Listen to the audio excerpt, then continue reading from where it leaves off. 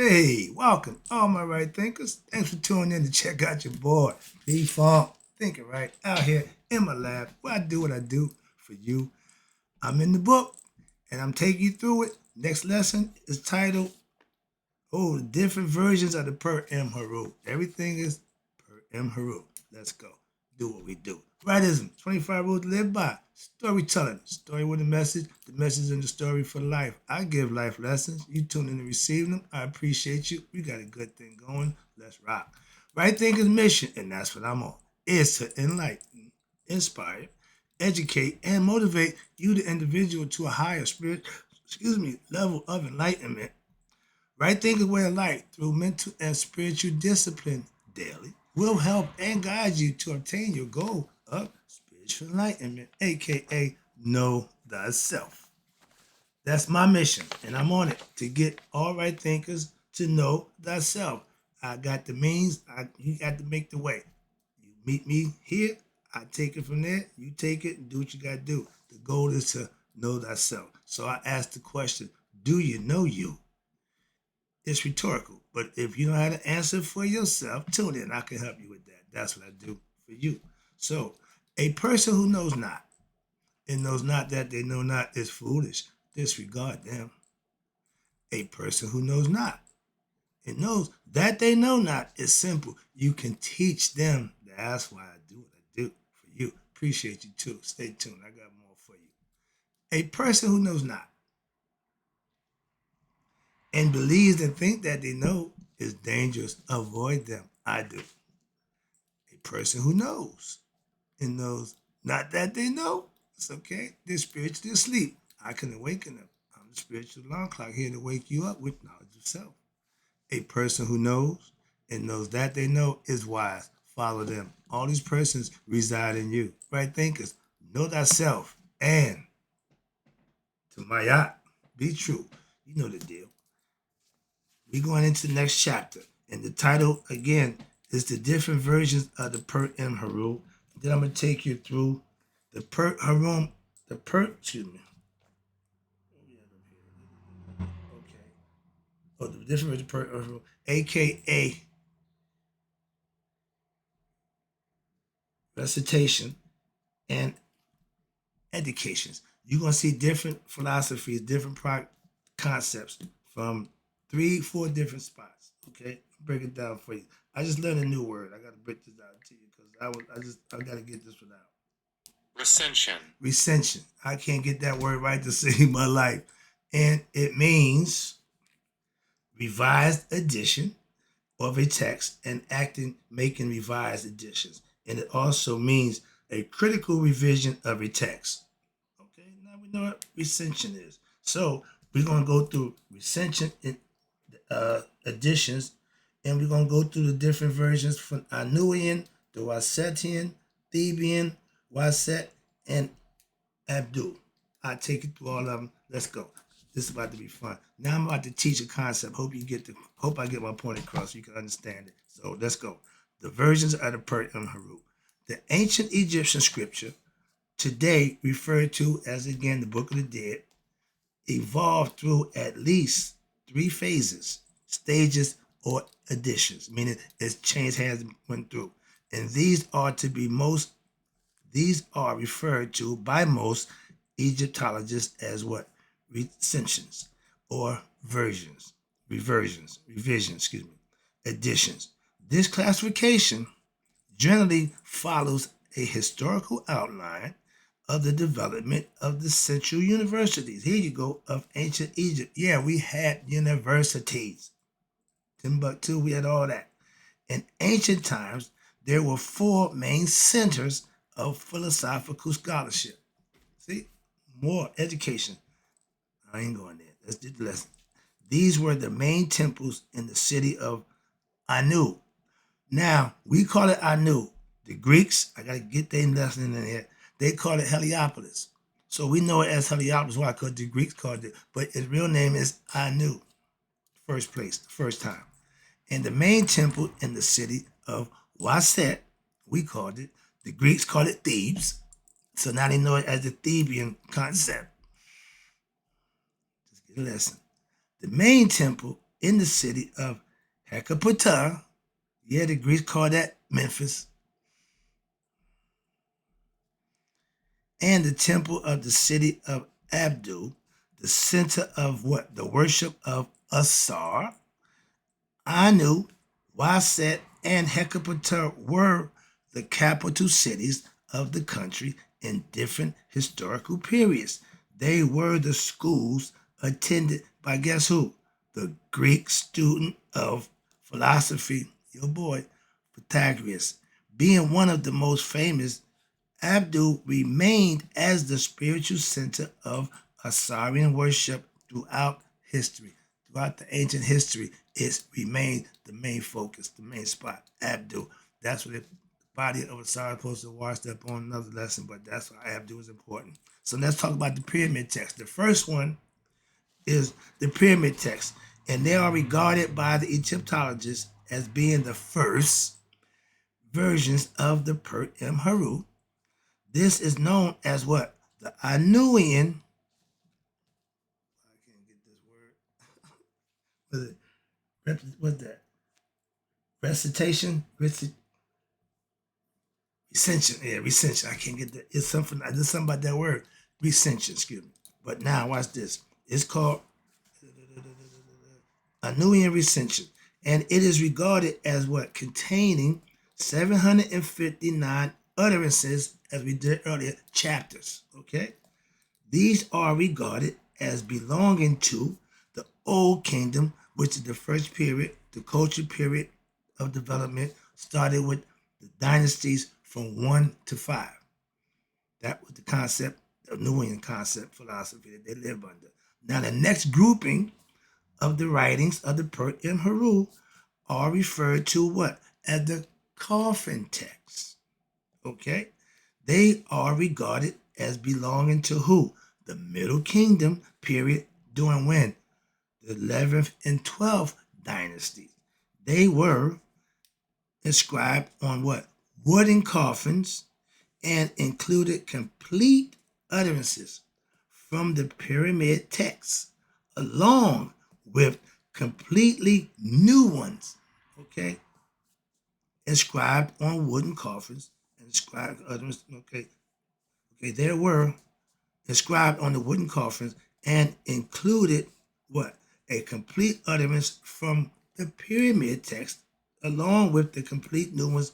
These texts are regarded as what? Containing, listen, 1,185 invocations, utterances, or chapters. Okay, long stuff. In the city of Waset, the priest and priestess created a new version of the Pert Heru. Okay, watch this. These are usually referred to as the Wasetian or Theban, what's that word again? Recensus. What's that? Recitation, excuse me. Recensions, excuse me, of the Pert Heru. Boy, that word killing me. And the Wasetian Recension adopted several texts from what? The older Recension, but added many more new ones. This Recension is from 600 found in now the papyrus. They went from writing on the tombs and the scribes, now they're writing on the papyrus, scrolls on paper.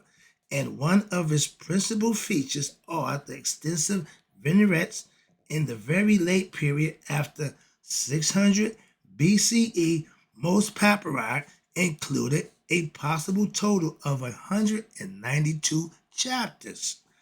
These are usually referred to as the Sate Recensions. Okay, from, you ready? You got your Greek and Roman period now. Okay, they come in with their stuff. They're going to do more changing. And this edition, watch this, was written in heretic texts, including vignettes, and contained only a few hymns, watch this, and sections of a chapter from 33, which concern the great judgment. We know the judgment is the halls of Ma'at, right? But they just took a few from there, watch this, and from the confessions of the innocence of the 42 confessions of Ma'at. They didn't take a bunch of that. They just took a little bit. But the entire panorama of the ancient Egyptian theology can be thought of as, watch this, as a university system within a university. Many colleges may be found, watch this, each may specialize in a particular aspect or subject while working what? Harmoniously with others, subjects presented in other colleges within the universal system. Again, you specialize in certain things, you do better, but you doing general, everybody got general information. That's what it's all about. And likewise, watch this. The theology of ancient Egypt emerged all at once, but aspects of it were developed where in different periods by different schools or colleges which emerged within ancient Egyptian history with the purpose of what? Emphasizing and espousing particular perspective on the theology, thereby popularizing certain teachings and certain divinities at different times. Now, watch this. The early edition of the Pert and Heru originated in College of Anu, the first place, the first time. And it was based on the supreme being, the God, in the form of Ra. Okay? The next important edition developed in Waset, it was based on the supreme being in Waset, their God, in the form of Amun. Okay? AKA Amun Ra. And both the Anuian and the Wasetian teachings, watch this, are to be regarded, watch this, as emphasizing, here we go, more of devotional. That means paying homage, respect, aspect to the spiritual practice, meaning you're doing righteous stuff, you're doing good things. That's devotion to God, yoga concept. Watch this. And they are referred to as Theban theology. There you go with the Greeks again. And you got the College of Hecapata, Memphis, by the Greeks.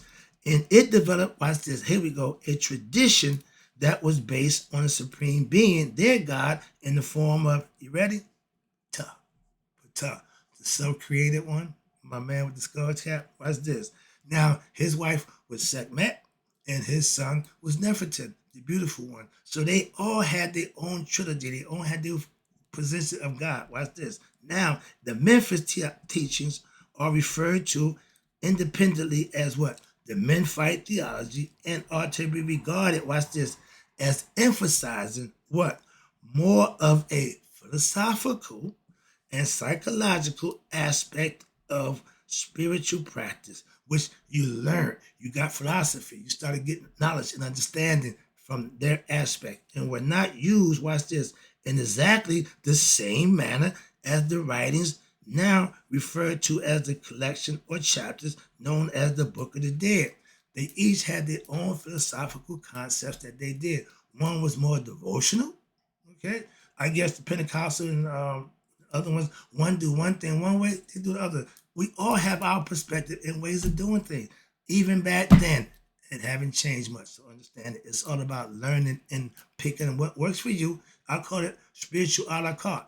Pick out one that works for you and you work it to your likings. Simple as that.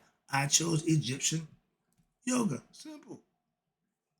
Choose Christianity, Islam, Judaism. Doesn't make a difference. Your choice. Moving on.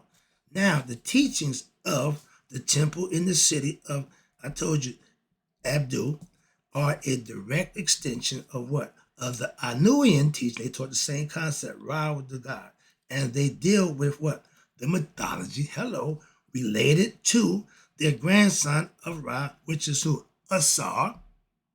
The latter additions will be discussed at length in the following sections, as well as we're going to talk about all of it in the book, from the Book of the Dead.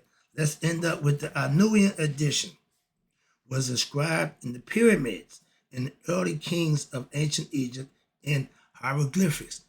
Hieroglyphics, the original writing, so this is the first. It is thus known as the pyramid text. Some parts of it were inscribed in coffin papyri, tombs, and steles later on, and it should be noted what? That while this period roughly corresponds to what? The time from 5000 BCE to 3000 BCE. So it's a 2000 year of doing what they was doing on their level, their way, with no problem by anybody. Harmony, peace. Watch this. So this only the period in which what? The writings were codified, set down in hieroglyphic text. They are archaeological and anthropological indications that what? The teachings existed prior to this period, meaning it even went back further. And the vast reaches of so-called what? Prehistory, referred to as what? The pre-dynastic period. Before we started having dynasties, we were still learning, educating, and serving and getting to God. Now you got the Recension edition. Theban culture, a period of development, what during the dynasties of what? 18. So they went from 1 to 18. This is when the West Indian, the thieves taken over. Wow, the Greeks then came in there.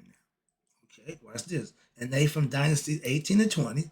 And it can be found where? On papyri, in hieroglyphic form. The writings were partitioned into chapters, okay, with titles for each one, but were still not given any definite order or in the collection. And these texts can be found what? After the cultural period of what? The 20th dynasty. In what? Hieroglyphic text as well as the hieratic text, meaning they started writing it, okay? Coming on down, working through history, we're coming through. Remember, BC, time went down. He counted backwards, from 5,000 to 3,000. Okay, understand that. Now, another version is recognized and is called the Sate of Ptolemaic edition. Who's the Ptolemaic? The Ptolemies, good question, I'm about to answer it. The Ptolemies were the Greek descendants of one of Alexander's, the numbnuts generals, who took control. Watch this. We was controlled by Egypt. Watch this. From Alexander, who had died. And in the latest cultural period, watch this. Watch this. This when things started to break down for us as Egyptian culture. History in which what? The country was besieged by outside conquering nations. Persians, Greeks, especially, it says right here, it says the Persians, the Greeks, and then it says in bold letters, especially the Romans, as well as more eternal social disintegration due to what? Wars, civil wars, breakouts, breakdowns of social order, and periods of what? Just civil unrest amongst ourselves, martial law, or the absence of what? Government order altogether. Anarchy was just running wild. No control. Why? Because the outside forces, like the hoods, the government is out there, but they run the hood. They dictate what we do. It ain't never changed. It's the same format. Moving on. Now, in this edition, the chapter were arranged in what? At least a definite order, and were written in hieroglyphs as well as hieratic text again. However, this order was not absolutely rigid, nor did all the papyri follow what might be considered a what? A sequential pattern by reading and studying purpose. It was considered sufficient that the chapters be present in the scroll, ancient Egyptian book form. So they put it in paper form. Okay? No problem? But now, let's watch this. The text used for the present translation rely on older versions, aka the pyramid text or even the coffin text, in reference to the general themes of the Kemetic spiritual content, and as a method of determining what? The proper order of the collection of the writing, since the papyrus versions are summaries of the writings of the coffin text, which are themselves expansions of the pyramid text, older. The later versions, the papyrus, which is new versions, are good source. It's a good source of what? In reference to the titles and format of the pyramid text. But the later version, went back.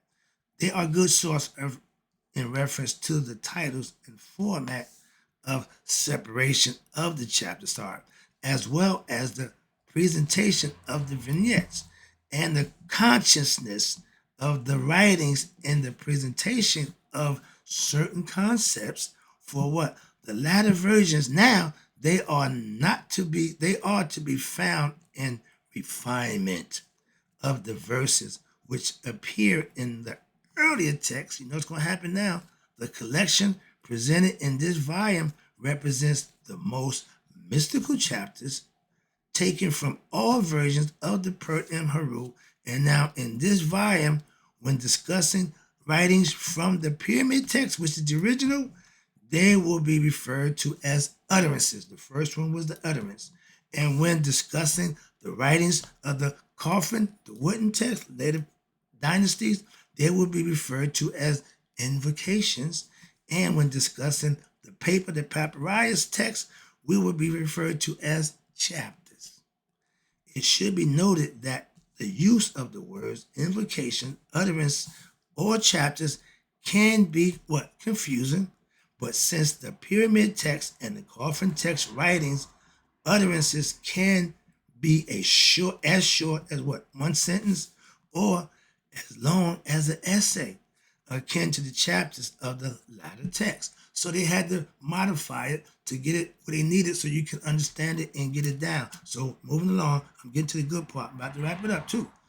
Due to the lack of due diligence in transcribing, here we go, the text in ancient times, some of the chapters was duplicated within the same scroll, and sometimes exactly the same way, and at other times what happened with grammatical errors, misspelling, errors in the meaning, error in the meaning or minor changes that are inconsequential to the overall mystical importance of the teaching?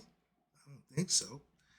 In later papyrus, here we go, later, many invocations and expansions and sometimes even embellishments on the scripture can be found.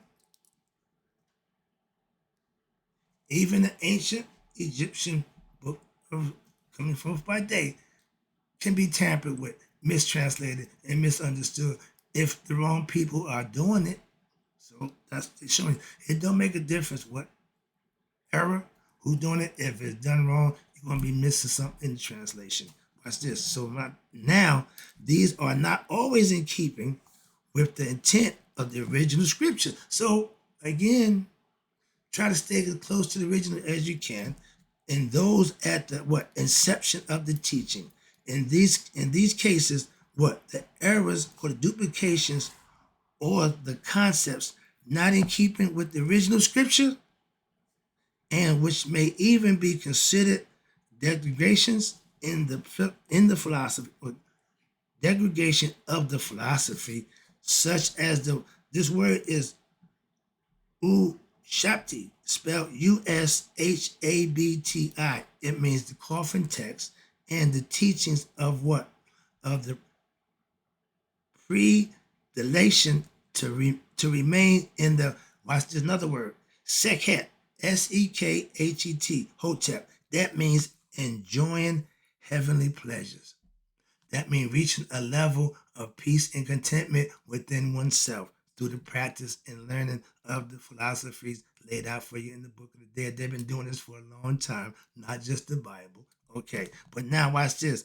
As opposed, when you reach that level, heavenly pleasures, as opposed to moving forward into the Sekhet, Yari, which is the next dimension, and on to discover to become one with the soul. I told you, when you pass the judgment, you go in to make a decision. You go to a saw, you can go back and do your thing. Okay, your choice. Watch this. And have been, watch this. You become one with the saw and have been either repaired, incorporated into one chapter,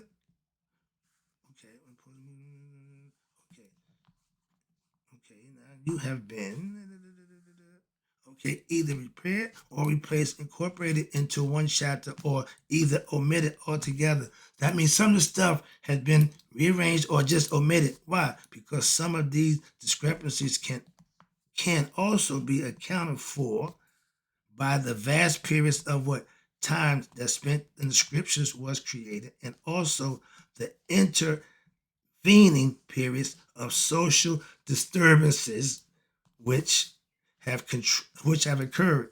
And keep this in mind, it's remarkable that despite the minor discrepancies of the scriptures and coming forth from the early periods of the pyramid text to the late period of the papyrus, meaning it went from the utterances to the paper text in the Ptolemaic and even the Roman consequence periods, display a what? A falseless concordance of mythology and yoga mystery philosophy. They stayed the course. When we was invaded and taken over, I tell people, when they came into Egypt and took over, they let us practice our religious philosophy. They adopted it, they took it and made it theirs, but they let us practice it. That's what they're saying. Wrapping it up. Now, the currents of the eras in the Pert and Heru should not be surprising. It's not. Why? Because not surprising to the student of ancient Egyptian scripture. In fact, all scripture, hear me, from around the world, including the Bible, the Quran, the Bhagavad Gita, the Tao, and all others in themselves or related scripture contain errors. No religious concept is perfect, both grammatical or contractional in the meaning. Okay, contradictions in the meaning. We know every religion had a debate about who this, who did that, who did that. Okay, it's always going to be there. It ain't going nowhere. This is due to what? To the vast amount of writings, as well as the vast intervening periods of time between the writings and the versions, complications, etc. Now, in the same scripture, wait a minute, where you at? In the same, okay, yes, scripture. The refinement of any scripture, as any book, depends on not what? Writing, but rewriting. Translating it, those scriptures written independently and by different personalities at what? Different times are bound to display inconsistencies. This should not be the basis for viewing the what? The scripture as negative or wrong, but view it as in a negative light, but should promote what? A better understanding and have a keener eye from which knows and know how to what? Sift truth from untruth. That's your discernment. That's Anubis of your character. And when added to these issues is what? The fanatical reverence, watch this, of some aspirants. You know how they are. You got some just fanatics. Some people have developed what? The opinion that simply because a text is ancient, that it must be necessarily correct or necessarily be correct in every detail. Nope. Further, many people believe, here we go, what? That if the text is not ancient, what's this? It cannot be authentic or correct. Wrong again. This, of course, translates to what? The implication that modern day sages are not to be revered as the sages of ancient times. Why not? These are, of course, misconceived ideas of the ignorant. We know that. But in fact, the teachings are to be what?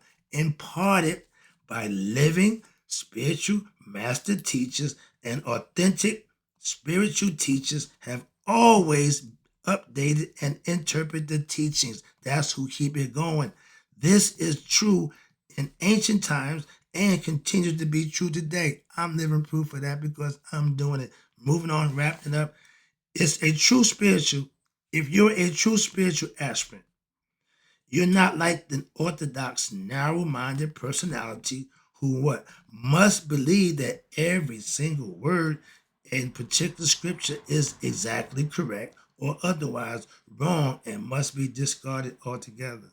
That's ignorant. An ancient Egyptian proverb admonishes that what?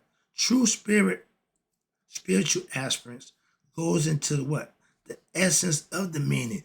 Get knowledge, obtain understanding without being distracted by what? Minor concerns in the grammar or the correspondence of unimportant aspects of that particular scripture, which have little bearings on what? The essence of the teachings or the teacher. Strive to see with your inner eye. What's that? The heart. It sees what?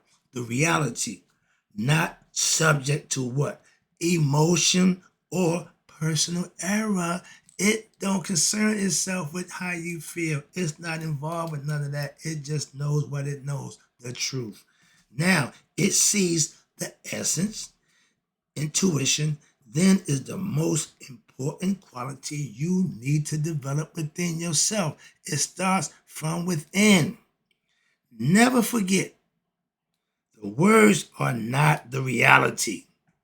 It ain't about the word, it's in the deeds. Only reality is reality.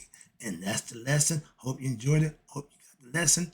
And in closing, right thinkers, may you all live to be 100 and may 100 minus a day. So I never know that my right thinkers have passed away. I'm out. I'll be back. You know that.